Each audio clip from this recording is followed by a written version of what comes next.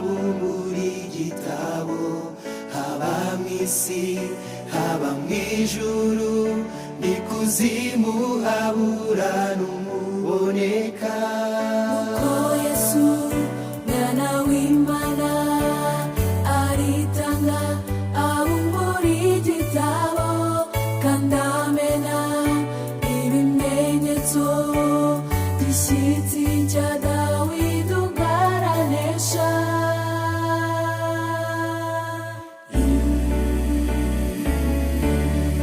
Ishimwe nirye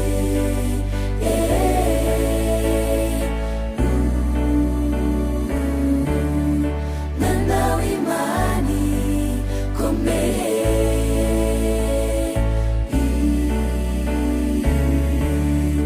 Ishimwe nirye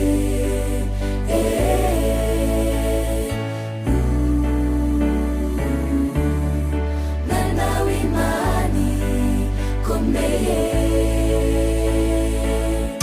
Niwe mfura mu bazutse ni muzima tumurane, yadukuye mu bubata bwa Satani duhimbaze.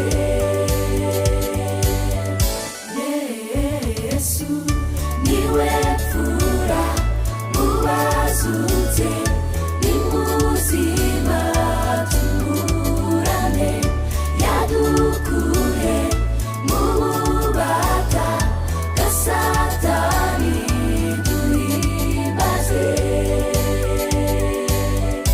Yesu